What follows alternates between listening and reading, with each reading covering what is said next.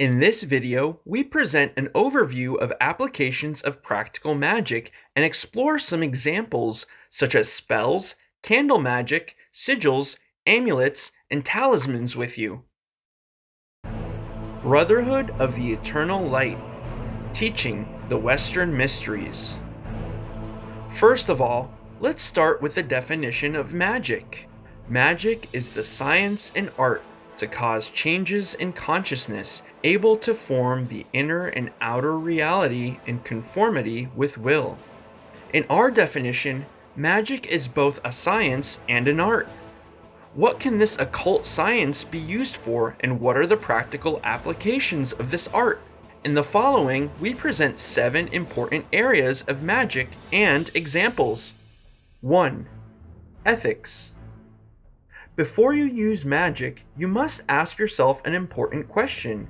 Is my wish ethical and in accordance with the divine plan? There are many different goals that you can pursue with magic. It is important that you act in accordance with the divine will and observe ethical standards in order to work magic successfully and avoid negative consequences.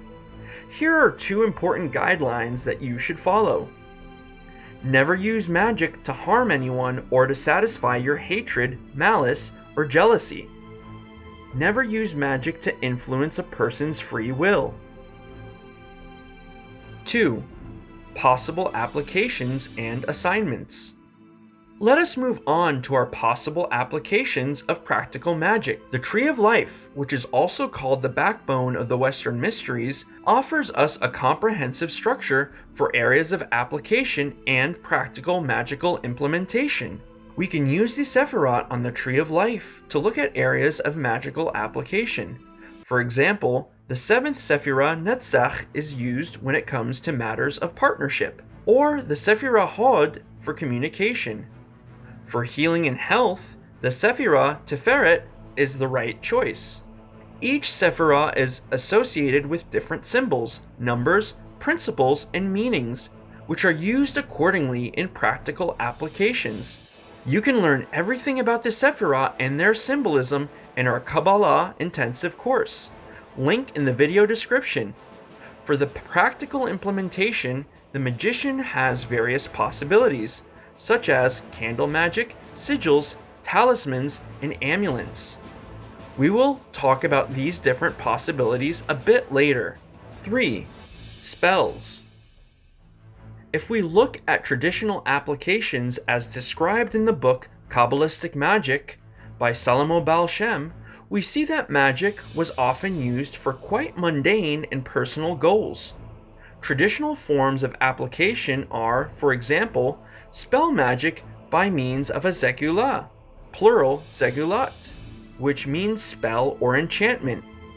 A traditional example of a zegulah, also mentioned in Kabbalistic magic, is quite simply a spell for success in fishing.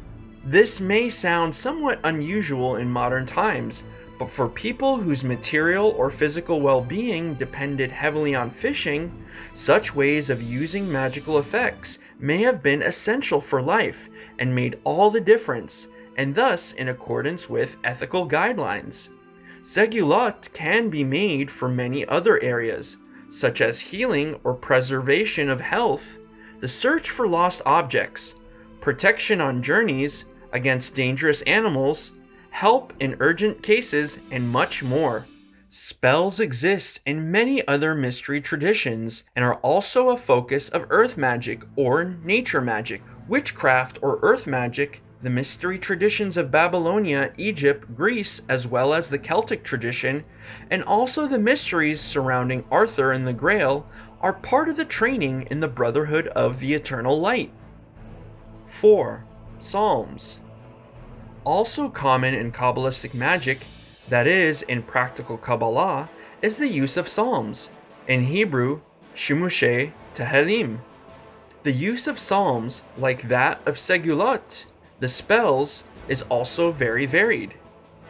There are psalms for spiritual purposes or quite profane wishes, for example, to protect oneself from storms on the high seas, or against misfortune, against illness of a child, against persecution and suffering, as well as for the attainment of prophetic dreams, support in legal proceedings, peace and understanding between enemies, the finding of new friends, support for commercial activities, the increase of one's own strength, and much more. Kabbalists were known for their powerful spells, the use of psalms to obtain magical effects, and also for their effective talismans, which we will talk about at the end of the video. But what was the secret of their power? What makes a spell effective? How is it constructed? What should it contain? And how is it used, or how you can use psalms for powerful magical effects? You will learn about this in detail in our online webinar or online course. The current start of the webinar series is March 2022. If you watch the video later and miss the webinar, no problem. It is available as an online course. For more information, see the links in the video description. Let's move on to the next point. 5. Candle magic and candle rituals. Candle magic or candle magic rituals represent an important area of practical magic.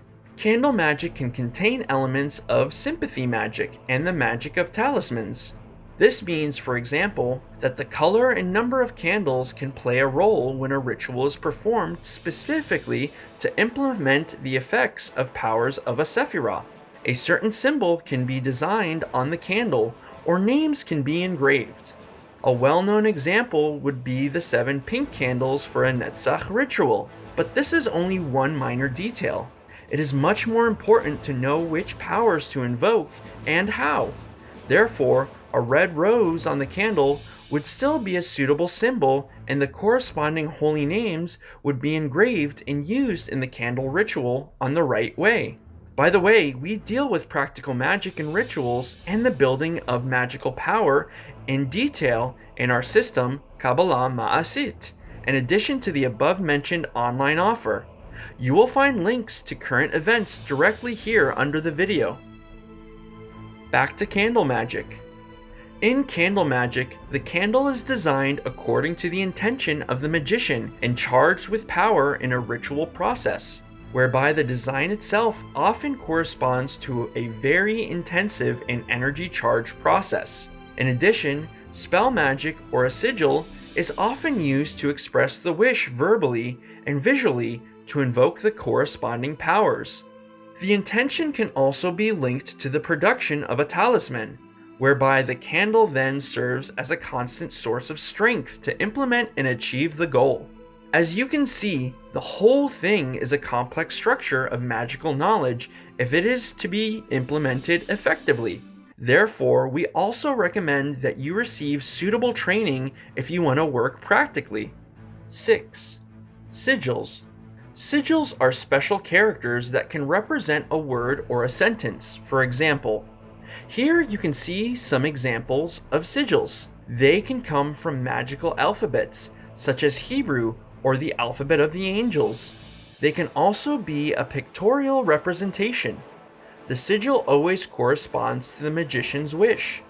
A traditional type is represented by the planetary sigils that Agrippa von Nettesheim discusses in his work. 7. Talismans or amulets.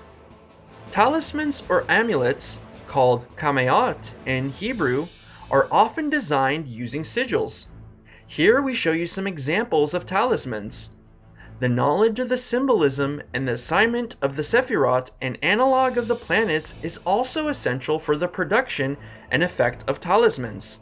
A talisman is designed according to the intention of the magician and then ritually consecrated. A very powerful method of making, designing, and consecrating talismans is part of our refuah training, where we work with the spiritual principles of the Tree of Life. You can also gain practical experience in the Kabbalah Ma'asit training.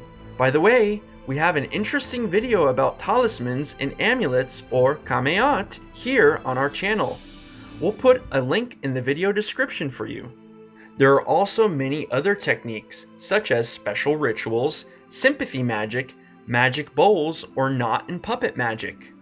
All the magical techniques mentioned above, such as sigil magic, talismans, amulets, spell magic, candle magic, sympathy magic, and other techniques you will learn in detail in our current online workshop series, which will also be available as an online course if you miss the live webinars. You will learn everything about mystical Kabbalah in the online workshops, which will also be available later as an online course. The practical training in magical and ritual topics takes place in Kabbalah Ma'asit. Links with more information on all areas or current events, as well as resources, can be found in the video description. Were you able to gain some insight into magical practices? And do you find online webinars or online courses interesting? Write to us about it in the comments. If you're particularly interested in an area, also let us know in the comments. If there is enough interest in a particular topic, we will gladly make an extra video on it. Feel free to leave us a like, and if you are not yet subscribed, click the subscribe button and activate the bell. Thank you, and see you soon.